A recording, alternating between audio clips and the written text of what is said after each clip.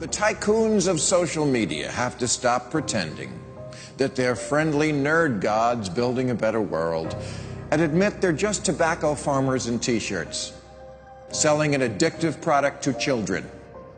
Because let's face it, checking your likes is the new smoking. Philip Morris just wanted your lungs. The App Store wants your soul.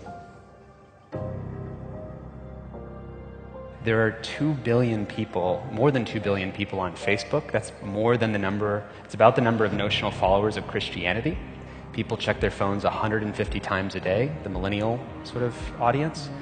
And so if you think about it, from the moment you wake up, it's like you're jacked in to this environment. And thoughts start streaming into your head, designed by a few technology companies. What we find is the typical person checks their phone every 15 minutes or less, and half of the time they check their phone, there's no alert, no notification. It's coming from inside their head telling them, gee, I haven't checked in Facebook in a while. I haven't checked on this Twitter feed for a while. I wonder if somebody commented on my Instagram post. That then generates cortisol, and it starts to make you anxious, and eventually your goal is to get rid of that anxiety, so you check in.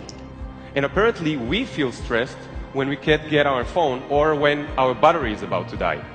You probably know this feeling. And a research done in Australia among 3,000 people under the age of 30 found that 9 out of every 10 admit to feel this anxiety while having his battery dying. Steve Jobs revolutionized the entire world with the iPhone, and he never let his children use it because he did not want them dependent on technology. Right now, an infant is getting their first laptop that's soft and squishy and makes noise.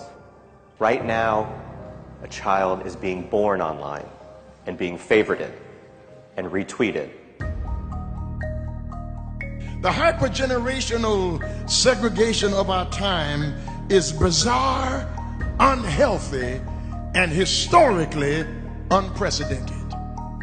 You've never seen the like of people sitting at a table in a restaurant not talking to each other because they're texting and using their Facebook and Instagram and Twitter, and they are at the table and don't even know each other.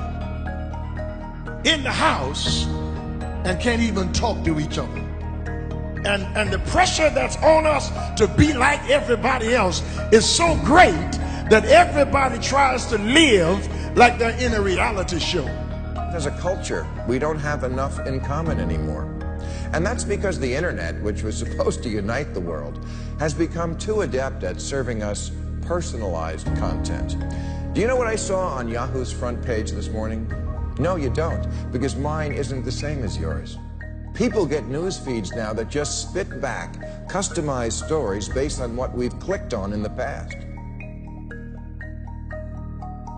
We are great consumers, but poor producers. We will buy what we can't afford with money that we don't have to impress people we don't even know, trying to be like everybody else. Get off of Facebook and put your face in a book. Right now, a teenager is photoshopping their selfie because as a society, we're telling them they're not good enough. Right now, influencers encourage narcissism without knowing the breadth and depth of their impact on their audiences.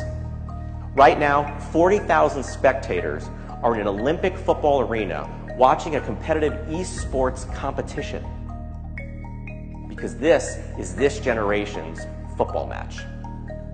There's always this narrative that technology is neutral and it's up to us to choose how we use it. This is just not true. Technology is not neutral. It's not neutral. They want you to use it in particular ways and for long periods of time because that's how they make their money. You don't realize it, but you are being programmed. It was unintentional, but now you got to decide how much you're willing to give up, how much of your intellectual independence. If you feed the beast, that beast will destroy you. If you push back on it, we have a chance to control it and rein it in. And it is a point in time where people need to hard break from some of these tools and the things that you rely on. The short-term dopamine-driven feedback loops that we have created are destroying how society works. No civil discourse, no cooperation, misinformation, mistruth. And it's not an American problem. This is not about Russian ads. This is a global problem. I challenge everyone to try going 1 week without social media. Don't let your phone and social media control you.